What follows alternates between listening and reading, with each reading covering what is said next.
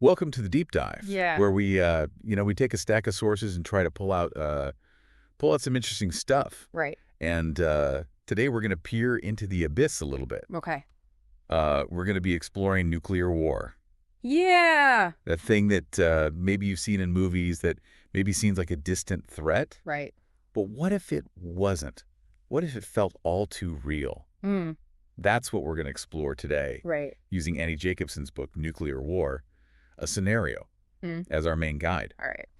We'll also weave in excerpts from DEFCON 2 by Tom Clancy and Norman Palmar, Okay. and How the End Begins by Ron Rosenbaum, Sounds to good. give us a broader historical context. Okay. We're going to go from hair-trigger Cold War anxieties to a modern-day scenario Right. that might keep you up at night. Okay.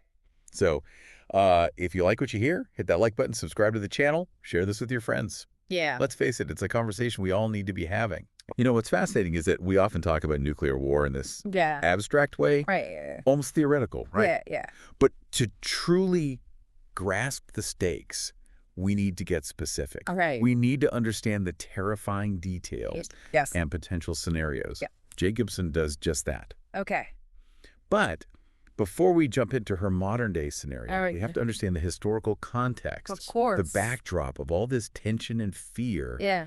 that led us to the brink in the first place. Right. Rewind to the Cold War. Okay. This is a time when the world teetered on the edge of nuclear annihilation for decades. Yeah. Imagine a world where both the U.S. and the USSR had thousands of nuclear weapons pointed at each other, Right. ready to launch at a moment's notice. Right.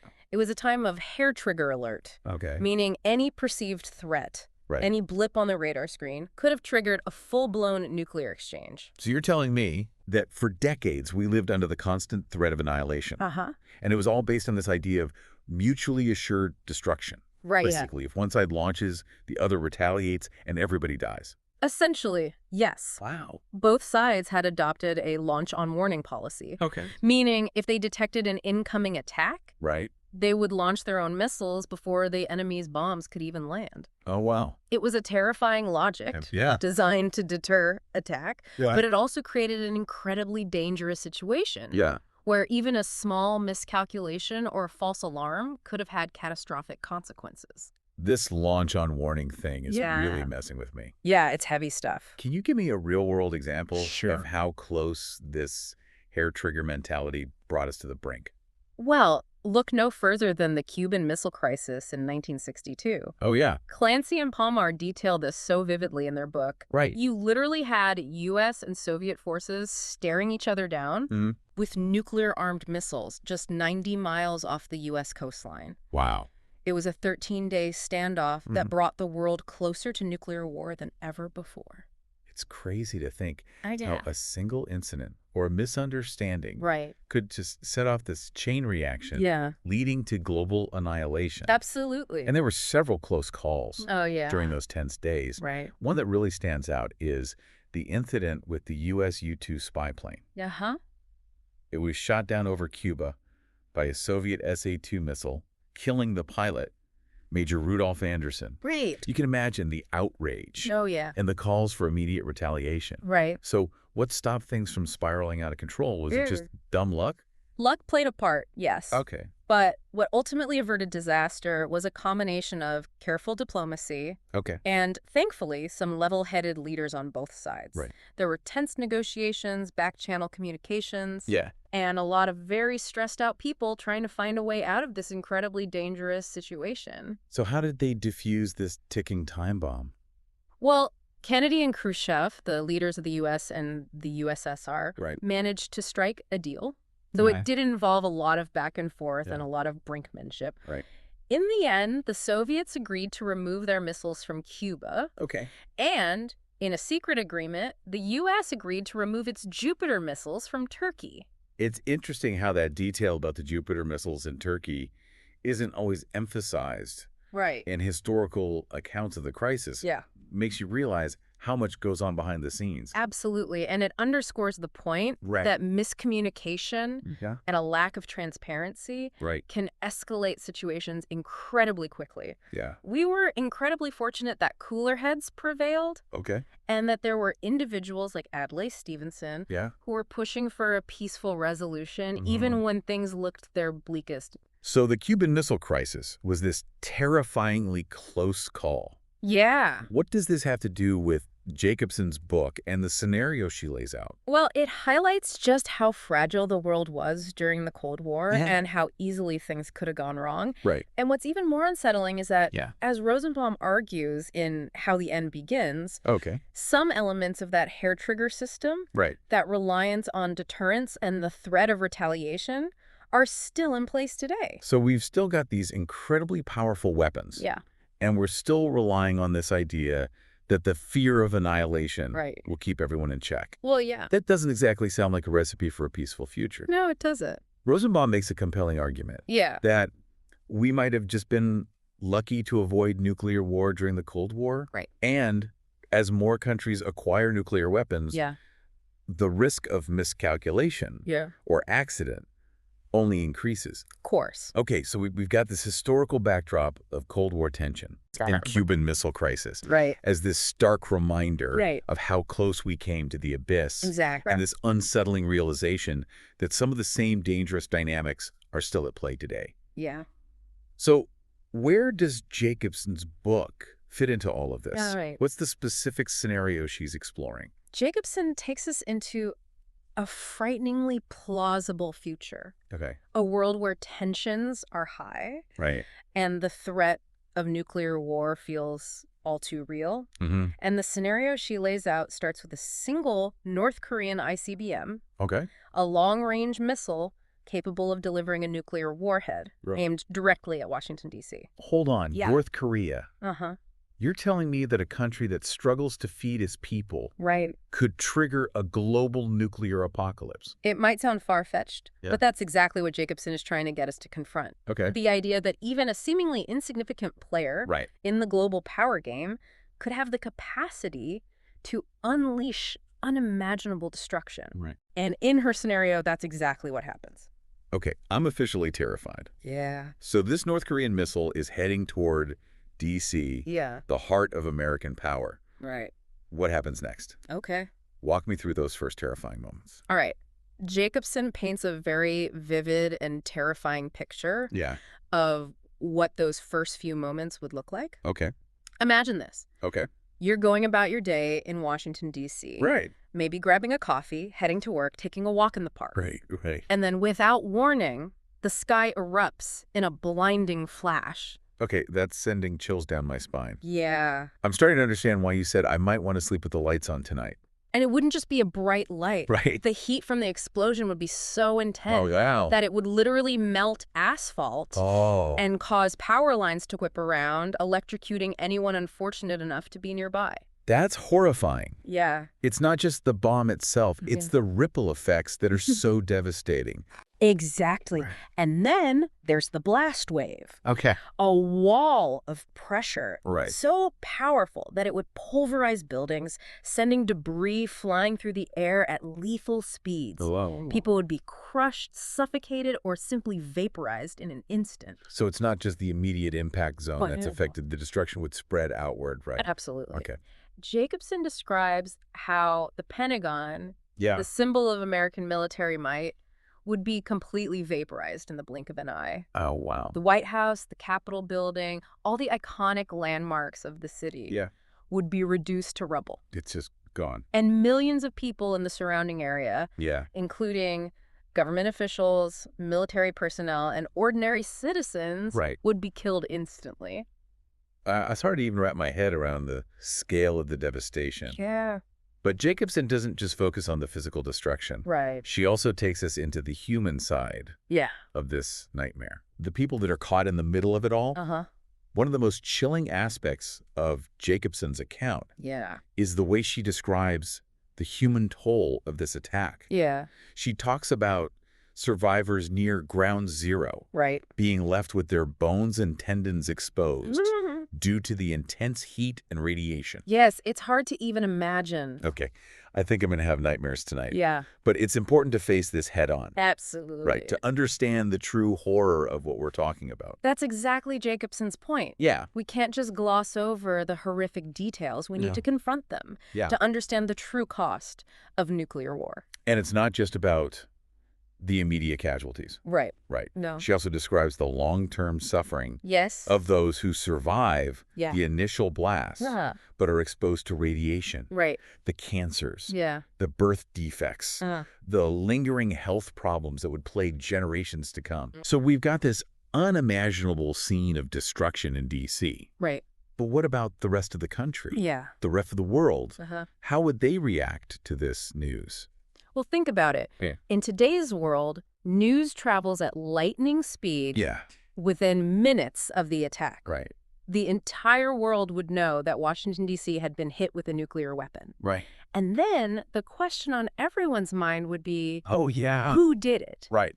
And what happens next? I can only imagine the panic, the confusion, the sense of utter helplessness that would grip the nation, the world. Absolutely. But let's focus on those in power.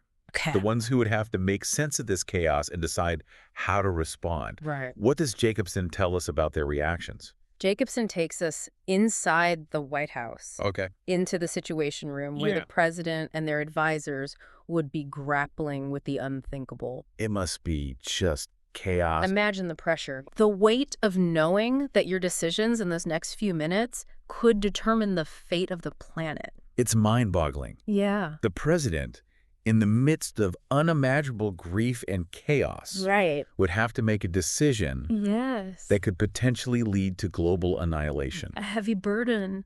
How does Jacobsen describe that process?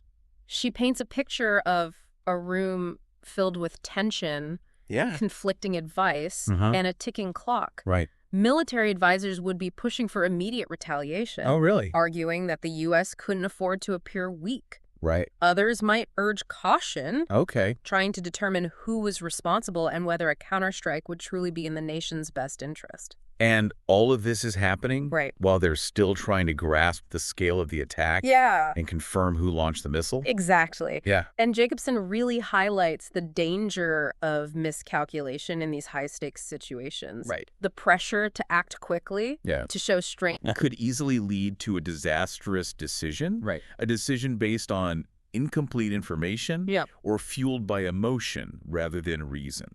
Jacobsen also mentions this nuclear football. Yes. This briefcase that's always with the president. Right. What's the significance of that in this scenario? Yes. Okay. The nuclear football. Oh. It's a stark symbol of the president's sole authority to launch nuclear weapons. Wow. It contains communication devices and a black book with pre-planned nuclear strike options. So this is like the real deal. Essentially, it's everything the president needs to authorize a nuclear attack. So the president, potentially still in shock, reeling from the news of the attack, would have this briefcase thrust in front of them with the fate of the world hanging in the balance. It's a chilling thought, isn't it? It is. It is. And remember that universal unlock code we talked about earlier? The president would need to provide that code to authenticate any launch order. It adds another layer of complexity and potential for error in an already incredibly tense situation.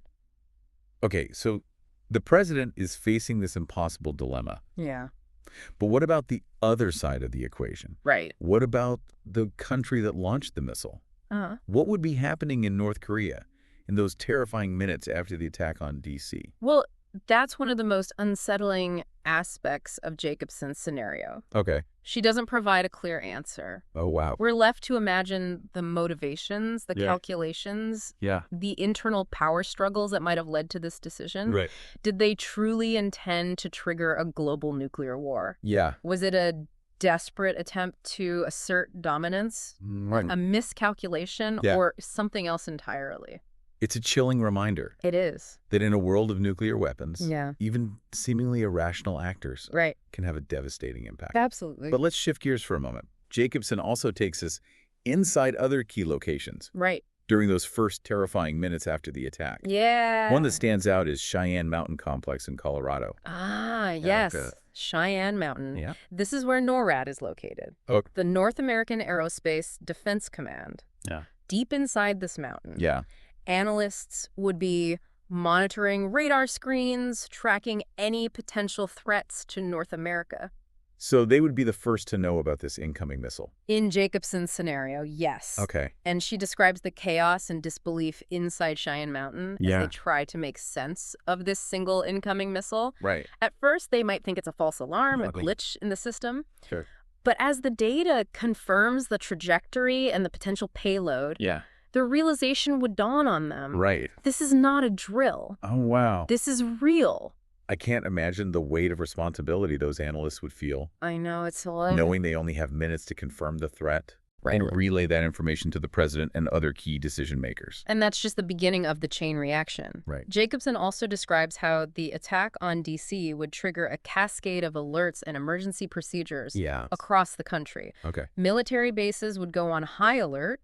Nuclear bombers would be scrambled. Right. And submarines carrying nuclear missiles would receive their orders. So even as the president is trying to decide how to respond, the military machine is already being set in motion. Yes. Wow. And that's part of the danger of this hair trigger posture. Right. Once the system is activated, it can be very difficult to stop. Right. And Jacobsen doesn't shy away from describing the chilling efficiency of these systems. Yeah. The intricate protocols and procedures that have been developed to ensure that nuclear weapons can be launched quickly and effectively. Okay, so we've got Cheyenne Mountain scrambling to assess the threat. Right.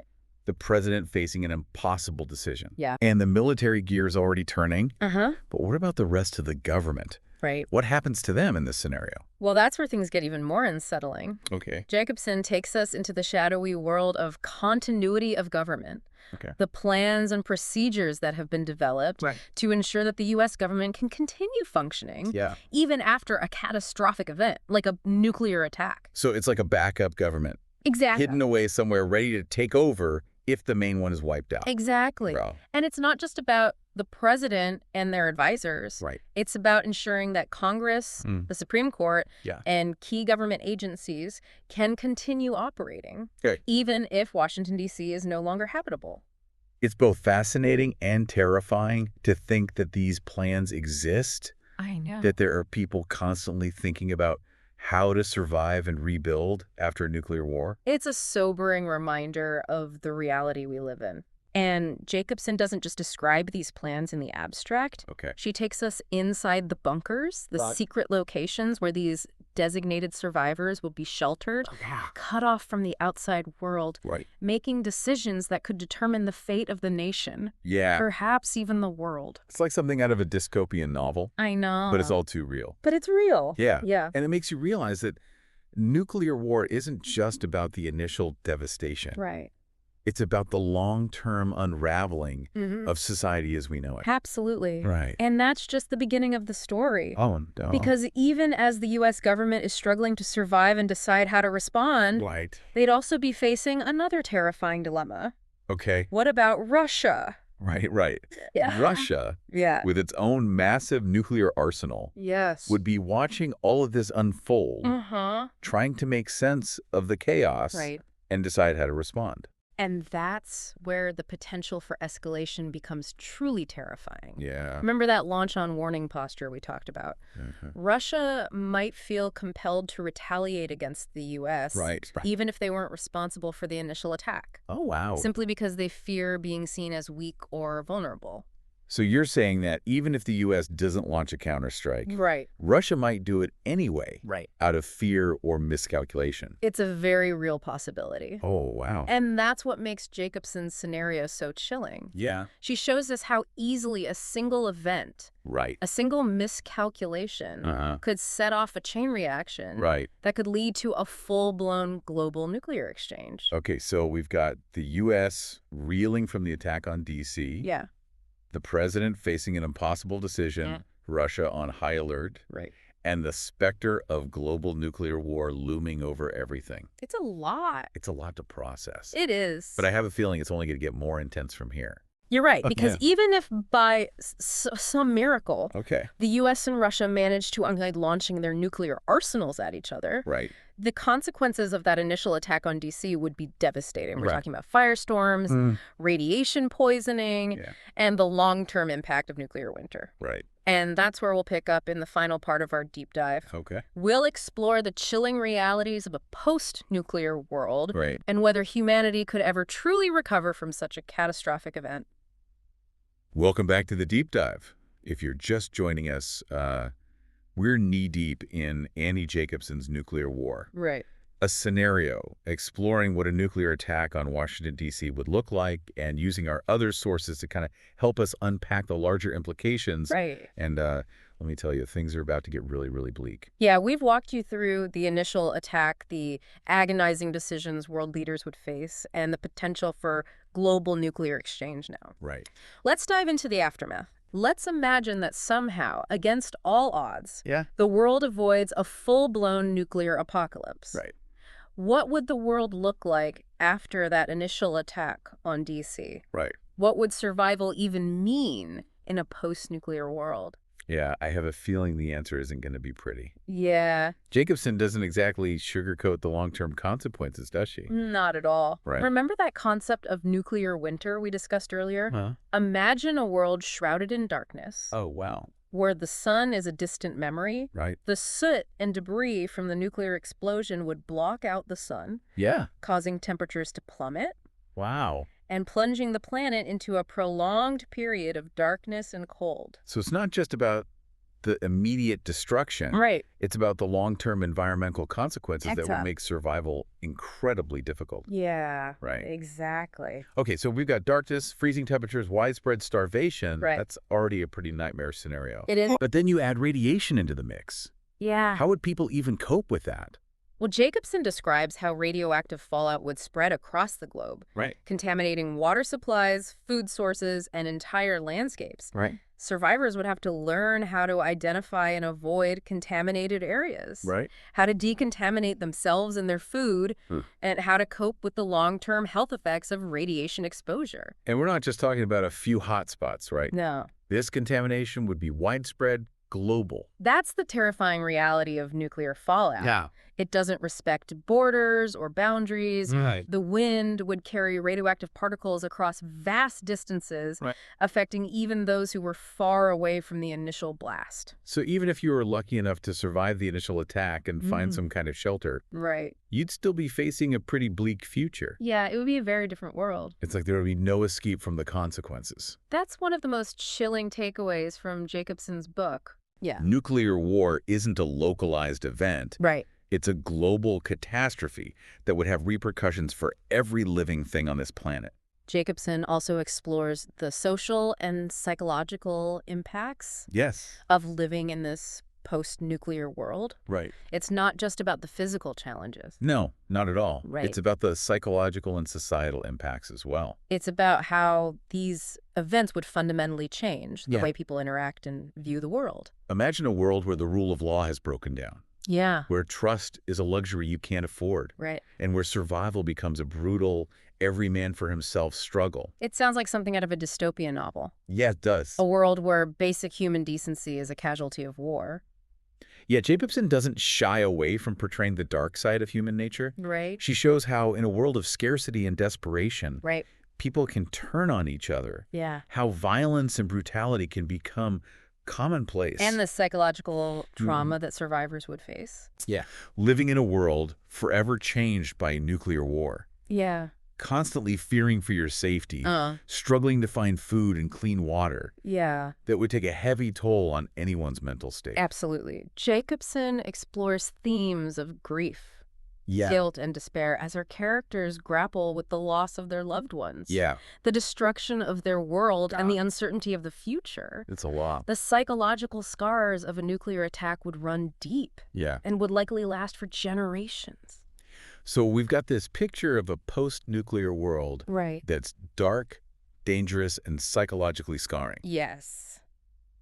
But Jacobsen does offer a glimmer of hope, doesn't she? Yeah, she does. She hints at the possibility of resilience. Right. Of people finding ways to adapt to rebuild. She does. And it's not about some grand, heroic effort. Right. It's about small acts of kindness. People coming together to support each other, sharing whatever resources they have. Right. And finding ways to make life bearable in this new, harsh reality. And she even uses real-world examples to illustrate this point, right? Yes, she does. She talks about ancient archaeological sites like Göbekli Tepe in Turkey as evidence that humanity has faced catastrophic events in the past and has managed to survive and rebuild. Exactly. Those ancient structures serve as a reminder that even in the face of unimaginable devastation, the human spirit can endure. Yeah. It's a testament to our capacity for adaptation, innovation, and perhaps most importantly, our need for connection and community. So after taking this deep dive into the terrifying potential of nuclear war, what's the takeaway for our listeners? What do we want them to walk away with? I think the most important message is this. Okay. Nuclear war isn't some abstract concept, some distant threat that we can ignore. It's a very real danger. And the consequences would be catastrophic for everyone on this planet. And while Jacobsen's scenario is fictional, it's grounded in reality. Absolutely. In the very real weapons that exist today and the very real tensions that simmer between nuclear-armed nations. We've explored the chilling possibilities, the agonizing decisions, the horrifying aftermath, and the faint glimmer of hope for a resilient humanity. Yeah, it's been quite a journey. It has. This deep dive has been a journey into darkness. It has. But it's a journey we all need to take. Yes. If we want to grasp the stakes and work toward a future free from the threat of nuclear annihilation. Absolutely. Jacobsen's book, along with the historical insights we've gained from Clancy, Palmar, and Rosenbaum, serves as a powerful reminder of the fragility of our world. It does. It challenges us to think critically about the choices we make, the risks we're willing to take, and the future we want to create. We'll leave you with this. Okay. If the taboo against using nuclear weapons weakens, if the unthinkable becomes thinkable, are we doomed to repeat the mistakes of the past? Wow. This isn't just a question for world leaders. It's a question for all of us. That's a good point. What role will you play in shaping the future? Thanks for joining us on The Deep Dive.